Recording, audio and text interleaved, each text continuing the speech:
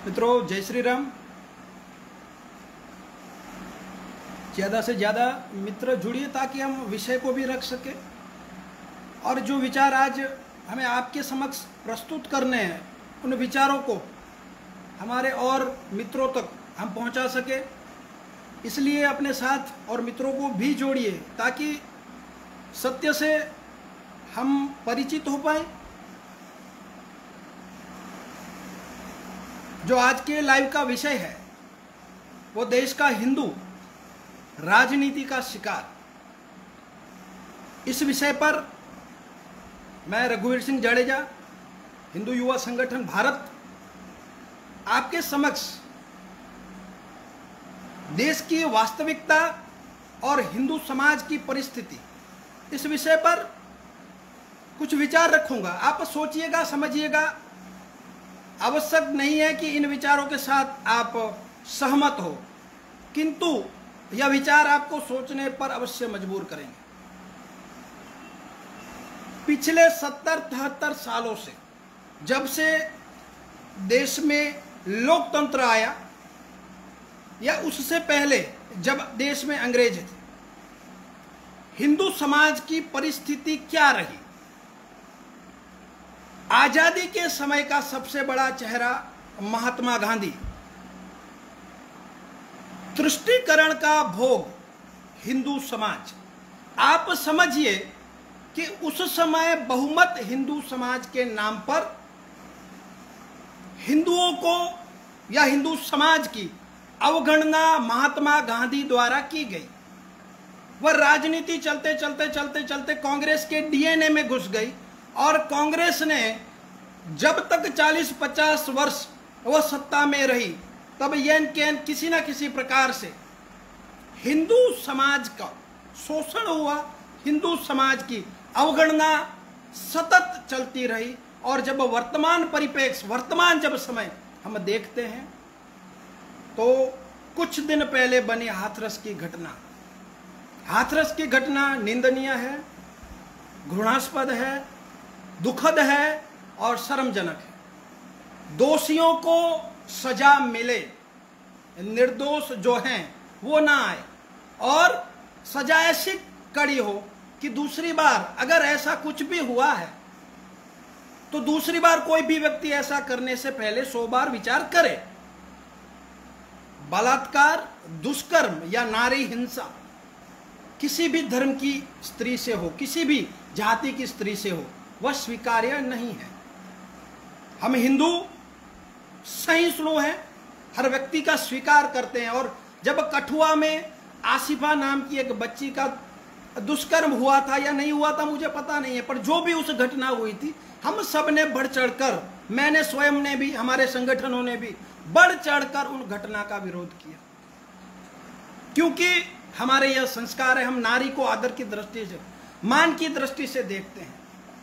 किंतु जब यह घटना हाथरस की बनी, इससे पहले कुछ 3 साल 4 साल पहले निर्भया कांड दिल्ली में हुआ था। मैं आपको समझाता हूं कि किस तरह से, बात थोड़ी लंबी है, कि किस तरह से हिंदू राजनीति का शिकार हो रहा है।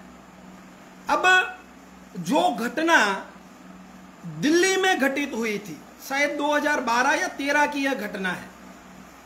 उस समय उस घटना को, उस पीड़िता को निर्भया नाम दिया गया था। अब उस पीड़िता की कौन सी जाति थी मुझे पता नहीं, अब तक मुझे नहीं पता कि वह पीड़िता किस जाति से आ रही थी। न्याय हुआ, दोषियों को फांसी हुई, पूरे देश ने विरोध किया। ऐसा ही जघन्य अपराध बीच बीच में होता रहा और यह हाथरस में भी हुआ या नहीं हुआ अभी तक पता नहीं, लेकिन हमने विरोध किया क्योंकि हिंदू समाज की बेटी थी, भारत की बेटी थी। हमने कहना चाहा कि भारत की बेटी थी, किंतु हाथरस की घटना में पीड़िता का नाम उछाला गया। मनीषा जी को न्याय मिलना चाहिए, दलित की बेटी को न्याय मिलना चाहिए। अब विषय यहां पर उठता है कि जो भारत की बेटी थी, दिल्ली में भी निर्भया भारत की बेटी थी, वो दिल्ली से हाथरस में आते आते दलित की बेटी कैसे बन गई। हमने स्वीकार किया कि हमारे हमारे समाज की बेटी थी, हिंदू समाज की बेटी थी, फिर वहां पर वो दलित की बेटी कैसे होगी? बस यहां पर सोचने का विषय है कि हिंदू कैसे राजनीति का शिकार हो रहा है। इस बहन को न्याय मिलना चाहिए, लेकिन क्या वह जातिगत आधार पर न्याय मिलेगा? हिंदू समाज को तोड़ने वाले विघटनकारी तत्व भरपूर फायदा उठा रहे हैं कि किसी ना किसी तरह से हिंदुओं के बीच सवर्ण दलित की खाई बड़ी हो। बलात्कार भारत में हर 17 मिनट में एक बलात्कार होता है, यह सरकार कह रही है। हर राज्य में बलात्कार होते हैं, किंतु बलात्कार का हम समर्थन कतई नहीं करते। हम तो यह कहते हैं कि स्त्री को तू कहकर बुलाना भी पूरी मानवता का अपमान है। किंतु जिस तरह से हाथरस की घटना की आड़ में जो स्वयं बलात्कारी हैं, उन लोगों ने नारी सम्मान के नाम पर भारत की बेटी को न्याय मिले इसलिए नहीं, किंतु उस मुद्दे को इस तरह से प्रस्तुत किया गया कि दलितों के ऊपर सवर्णों का अत्याचार, क्योंकि जितने भी आरोपी थे, जितने भी पकड़े गए युवक थे, वो सारे सवर्ण समाज से थे। क्योंकि आप अब दलित सवर्ण की भाषा समझते हो, आप हिंदुत्व की भाषा तो समझते नहीं, इसलिए मुझे बोलना पड़ रहा है। और इस मुद्दे को कांग्रेस जैसी पार्टी ने भरपूर फायदे के साथ उठाया। राहुल गांधी गए, उनकी बहन प्रियंका जी भी गई। जैसे कि पूरे का पूरा स्त्री रक्षण का दायित्व राहुल गांधी ने अपने कंधों पर उठा रखा था। अच्छी बात है, एक राजकीय पक्ष के नाम पर जाना अच्छी बात है, किंतु अगर आप केवल विरोध करते भारत की बेटी के नाम से, तो हम आपका समर्थन करते। जिस तरह से निर्भया में हर पक्ष ने आवाज उठाई थी, फिर यहां पर यह जाति कहां से आ गई? यह भीम आर्मी के ये लोग जिनका काम ही है वैमनस्य फैलाना, समाज में अराजकता फैलाना, समाज में दलित सवर्ण की खाई को बड़ा करना, और ये ऐसे इनमें से इनके नेता स्वयं महिलाओं के अपमान करने में स्वयं अव्वल नंबर है। वह महिलाओं की सुरक्षा करने हाथरस पहुंच गए। कुछ नक्सली भी पकड़े जाते हैं, कहते हैं कि विदेशों से इस घटना को फंड दिया गया क्योंकि भारत में सवर्ण दलित की लड़ाई फैल जाए और यह देश टूट जाए। मैं हमेशा से कहता हूं, मैं हमेशा से हिंदू एकता पर भार देता आया हूं, क्योंकि मैंने इतिहास पढ़ा है और आपका भविष्य भी मुझे पता है कैसे टूट रहा है, हिंदू कैसे शिकार हुआ। अब एक भारत के समाज की बेटी, हिंदू समाज की बेटी दलित की बेटी हो गई, यानी समाज दो हिस्सों में विभाजित हो गया। वहां पर सवर्ण समाज की टीमें आने लगी हाथरस में कि हमारे समाज का कोई निर्दोष ना फंसे। यहां पर दलित समाज की टीमें आने लगी कि हमारे ऊपर अत्याचार हुआ है। इसमें हिंदू समाज पिस रहा है, टूट रहा है, यह किसी ने नहीं सोचा। योगी जी जैसे व्यक्ति जिस राज्य का नेतृत्व कर रहा है, वहां पर अन्याय की अपेक्षा हम नहीं रख सकते, क्योंकि मैं स्वयं उस व्यक्ति के साथ रहा हूं। मैं ऐसे ही बात नहीं कर रहा हूं। फिर यह राजनीति क्यों, यहां पर हिंदू समाज को क्यों टारगेट किया जा रहा है? यह विषय केवल यूपी का नहीं है। सोनिया गांधी का सुपुत्र हाथरस इसलिए गया क्योंकि वहां सरकार भाजपा की है, वहीं पर राजस्थान जहां पे सत्ता कांग्रेस के पास है, करौली में एक पुजारी को जला दिया जाता है। अब मुझे यहां पर ब्राह्मण शब्द यूज करना पड़ेगा, क्योंकि आप फिर वही उसी भाषा को आप समझते हो। एक हिंदू पुजारी को जला दिया गया, उसकी जाति ब्राह्मण है। कांग्रेस के नेता वहां पर नहीं पहुंचे क्योंकि वहां पर राजनीतिक लाभ नहीं है। यह कांग्रेस और बीजेपी की मैं बात नहीं कर रहा हूं, पूरे देश के हर राज्य में यही परिस्थिति है कि जब अत्याचार हिंदू समाज पर होता है, तब वहां पर सत्ताधीश या विपक्ष हिंदू को न्याय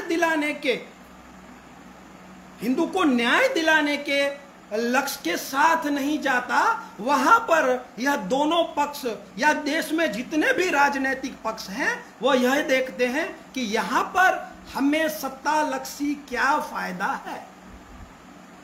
हिंदू राजनीति का शिकार है। अभी दिल्ली में कल या परसों या हरियाणा की कहीं की यह घटना है कि एक हिंदू युवक की हत्या कर दी जाती है। अभी शायद कल की यह घटना है। कोई राजपूत लड़का था, पता नहीं मुझे कौन है, मेरे लिए तो आप सब हिंदू हो। कोई लड़का था, उसका किसी गैर हिंदू लड़की से इश्क मोहब्बत होगी और उसकी हत्या कर दी जाती है। मुद्दा नहीं बनेगा, मुझे पता है, क्योंकि मुद्दा इसलिए नहीं बनेगा कि यहां कांग्रेस को कोई राजनीतिक फायदा नहीं है, क्योंकि सामने जो है उसकी वोट बैंक है और यहां बीजेपी मुद्दा उठाएगी नहीं, क्योंकि बीजेपी इस बैलेंस करने में लगी हुई है कि हमें हिंदू भी वोट दे, हमें गैर हिंदू भी वोट दे। तो यहां पर जब हिंदू समाज की आवाज दब जाती है तो उसको कौन उठाएगा। विषय सबसे बड़ा यह है कि अगर अखलाद की मौत पर देश और विदेशों में हंगामा होता है तो किसी कमलेश तिवारी की आवाज क्यों दब जाती है। वह क्या मॉब लिंचिंग नहीं थी। कल जो दिल्ली की जो घटना हुई है, जिसको गैर हिंदुओं ने मार दिया, जो भी थे, क्या वह मॉब लिंचिंग नहीं थी। फिर केवल मॉब लिंचिंग झारखंड की घटनाओं पर ही क्यों होती है। विषय सोचने जैसा है। ना हिंदू समाज की आवाज कोई राजनीतिक पक्ष उठा रहे हैं, ना हिंदू समाज के पास ऐसी कोई सक्षम संस्था है जो बिन राजकीय बेस पर या राजकीय शर्म रखे बिना हिंदू समाज की आवाज रख सके। आप मुझे बताइए, कोई एक ऐसी संस्था है हमारे पास। हर हमेश हिंदू समाज का गांधी के समय से शोषण होता आ रहा है और वर्तमान में भी हिंदू समाज का सतत शोषण हो रहा है। उसकी आवाज को न्याय की दृष्टि से नहीं, हमेशा राजकीय दृष्टि से देखा गया है। अखलाक के समर्थन में तो पाकिस्तान भी उतरता है कि भाई हिंदुओं द्वारा मॉब लिंचिंग की जाती है, यहां पर लघुमती असुरक्षित है। लेकिन हिंदू समाज की आवाज क्या बांग्लादेश से आएगी, क्या नेपाल से आएगी, क्या अमेरिका से आएगी। क्योंकि देश तो एक ही है हमारे पास, भारत।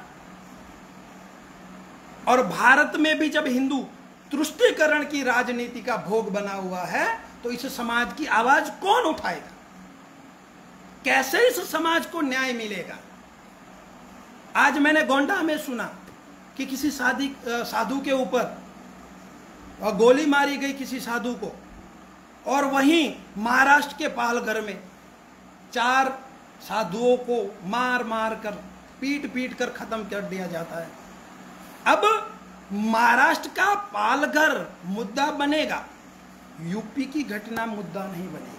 अब यूपी की घटना पर कांग्रेस मुद्दा बनाएगी, पालघर की घटना पर बीजेपी मुद्दा बनाएगी। यहां पर हिंदू को न्याय नहीं मिलेगा, केवल राजनीति का भोग बनेगा। यह विषय मुझे आपके समक्ष रखना। यह विषय, यह विडंबना है वर्तमान हिंदू समाज की। मैंने आपसे कहा कि मैंने इतिहास को पढ़ा है, मुझे आपका भविष्य पता है। यह देश सवर्ण दलित में कैसे टूट रहा है और राजनेता सवर्ण दलित की आग को भड़काकर देश को तोड़ना चाहते हैं। मैं कुछ आपको संक्षिप्त इतिहास में ले जाता हूं। देश के ऊपर पहला हमला हुआ 7वीं शताब्दी में। दाहिर के ऊपर मोहम्मद बिन कासिम हमला करता है। 712 या 13 की यह घटना है।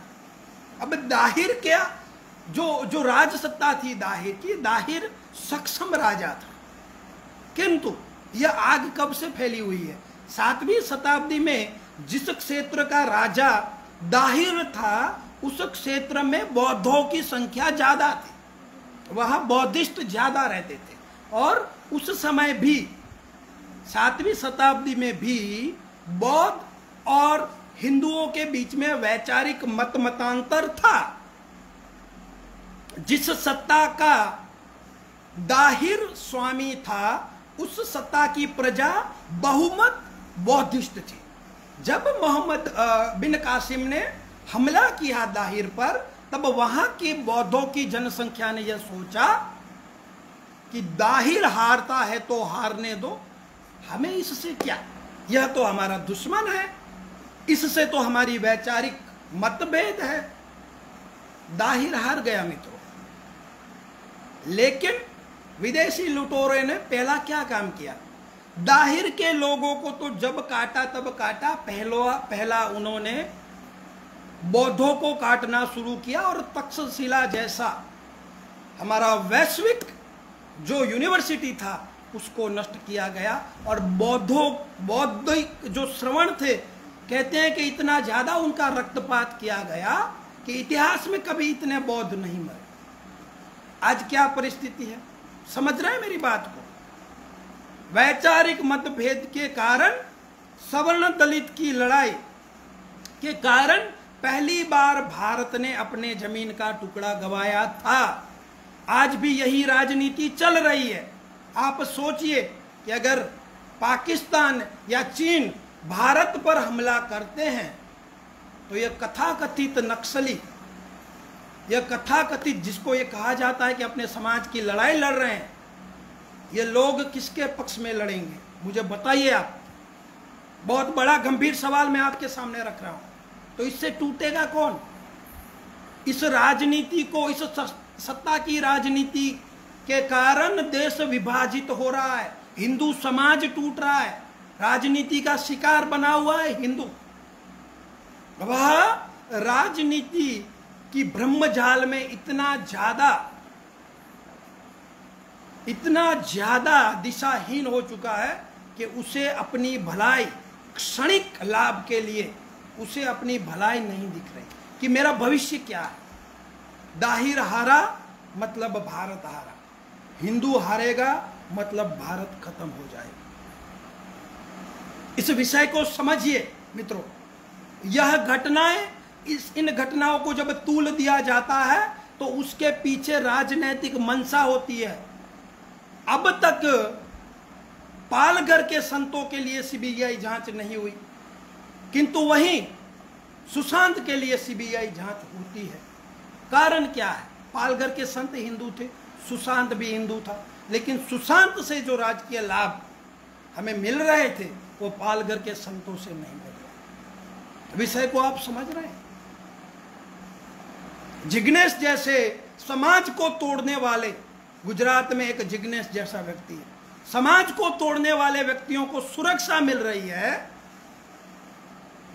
और समाज के लिए जो लोग आवाज उठा रहे हैं, क्योंकि हिंदू बृहद समाज की बात करता है, वसुदैव कुटुंबकम की बात करता है, ऐसे लड़कों को पासा के तहत या किसी ना किसी कानूनी दाव पेच में फंसाकर उनके कैरियर को खत्म किया जा रहा है, उनकी आवाज को दबाया जा रहा है। तो ये क्या है? कांग्रेस खुलकर अगर वामपंथियों को सपोर्ट कर रही है, देश के तोड़ने वाले को सपोर्ट कर रही है, तो फिर राष्ट्रवादी लोगों को बीजेपी क्यों सपोर्ट नहीं कर रही है? क्यों? बैलेंस की राजनीति, कि उन्हें भी बुरा ना लगे, इन्हें भी बुरा ना लगे।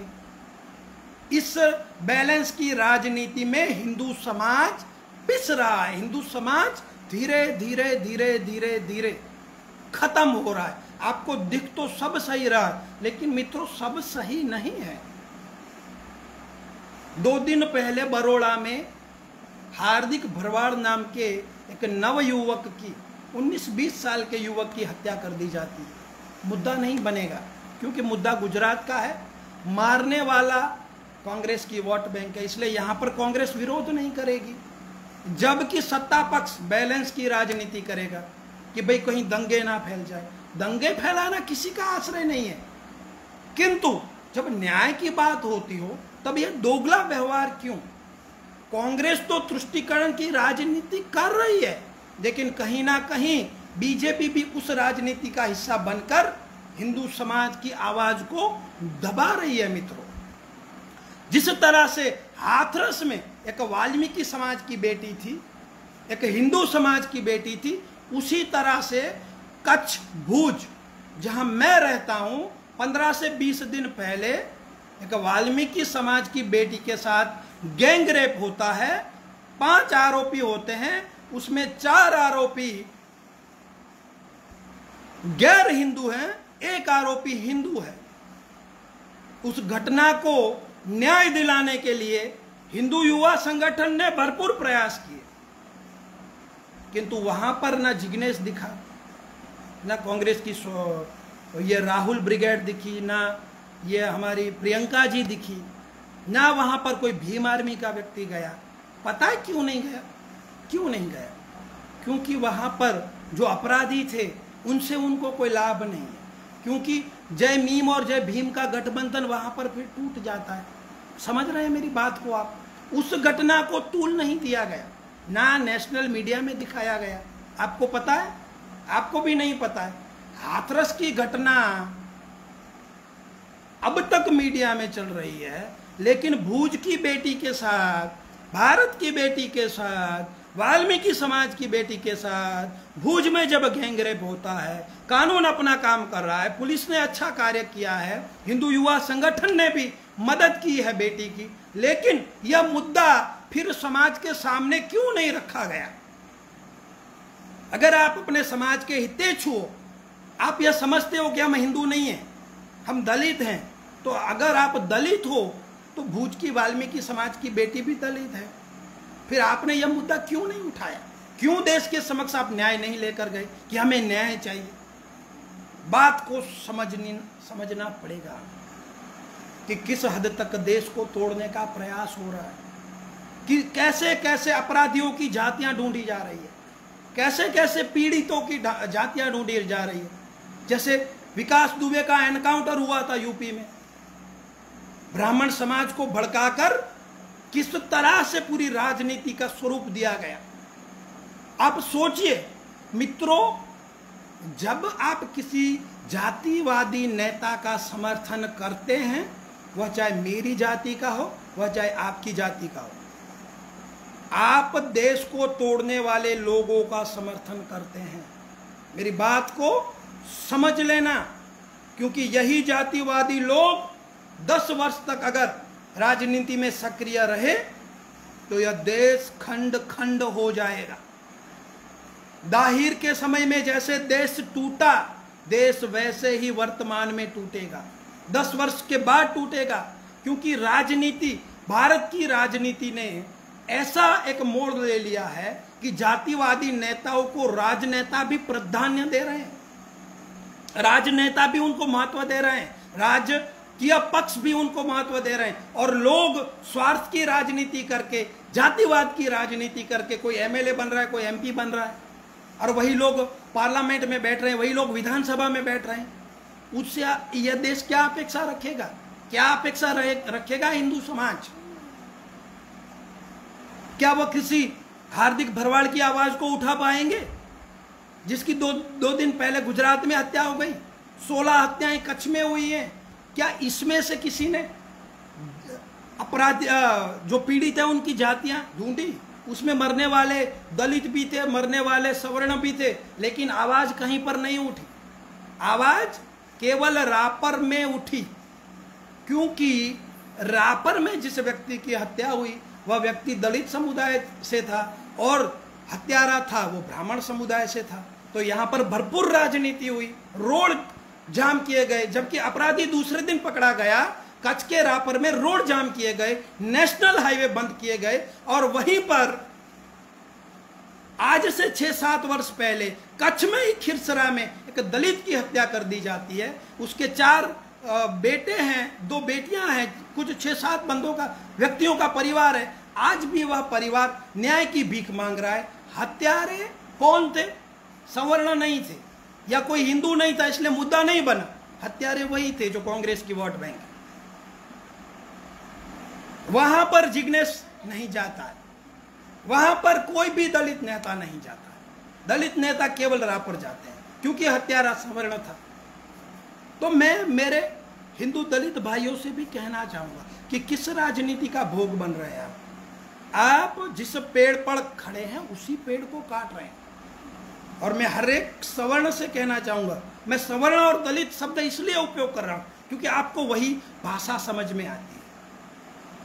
जब किसी दलित का आप बहिष्कार करते हो, उसको तुच्छकारते हो, तब आप भारत का बहिष्कार कर रहे हो, आप भारत को तोड़ रहे हो।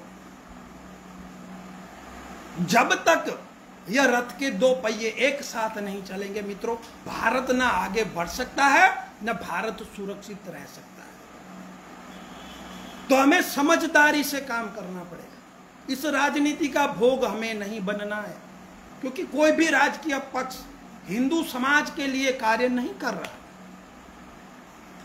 सत्ता पक्ष बैलेंस की राजनीति कर रहा है। उसे डर है कि कहीं कोई अघटित ऐसी घटना हो जाती है जहां पर कोई अनिच्छनीय घटना हो जाती है तो नेशनल मीडिया भारत की छवि को खराब करेगा। हिंदू मरता है तो नेशनल मीडिया नहीं उठाता है मुद्दा, लेकिन कहीं किसी और वर्ग का व्यक्ति मरता है तो नेशनल मीडिया भी उस मुद्दे को भरपूर उठाता है। इसीलिए सत्ता पक्ष यह चाहता है कि बैलेंस की राजनीति चले। उनकी इंप्रेशन है वो वर्ल्ड वाइड खराब ना हो। हिंदू मरता है तो मरने दो, हिंदू की आवाज दब दे, जितनी दबे उतनी दबाओ, लेकिन और किसी को कुछ नहीं कहना है। इसलिए हिंदू समाज पिछले 73 वर्षों से दब रहा है, शोषण हो रहा है, उसकी आवाज उठाने वाली कोई संस्था नहीं है मित्रों। जो बड़ी राष्ट्रीय संस्थाएं हैं वो तो पक्ष से जुड़ी हुई है, उनकी एक सीमा है, वो वहीं पर बोलेंगी जहां पर मुद्दा राजकीय लाभ का होगा। क्योंकि जब वर्तमान में जहां पर हमारी सत्ता है वहां पर हम नहीं बोल पाएंगे, वहां पर होने दो अत्याचार। आज भी यह 2 महीनों से सांतलपुर की एक बेटी की तलाश में साधु समाज के लोग दर दर की ठोकर खा रहे हैं, कोई उनके लिए आगे नहीं आ रहा है। और वहीं हिंदू जब किसी गैर हिंदू से प्रेम कर लेता है तो उसकी हत्या हो जाती है, मुद्दा नहीं बनता मित्रों। तो हम सबको इन मुद्दों को समझना पड़ेगा। जातिवाद से इस देश का उद्धार नहीं हो सकता, ना हिंदू समाज का उद्धार हो सकता है, ना किसी और वर्ग का उद्धार हो सकता है। हमें एकजुट होकर कार्य करना पड़ेगा। हमें हिंदू समाज का एक मजबूत ढांचा तैयार करना पड़ेगा, जो ढांचा हर समय हिंदू समाज की आवाज को उठाता रहे, बिना राजकीय शर्म रखे। क्योंकि राजनीति और समाज या राजनीति और धर्म एक साथ नहीं चलेंगे। राजनीति की सीमाएं होती हैं, वह नफे और नुकसान की गिनती करने के बाद कोई निर्णय लेता है। तो हमें समझना पड़ेगा, हमें इन जातिवादियों का तिरस्कार करना पड़ेगा। किसी भी जाति का हो, उनको कहीं पर भी समर्थन हमें नहीं देना है। हमें ऐसा माहौल बनाए देश में कि हमें जातिवादी संगठनों की आवश्यकता ही ना पड़े।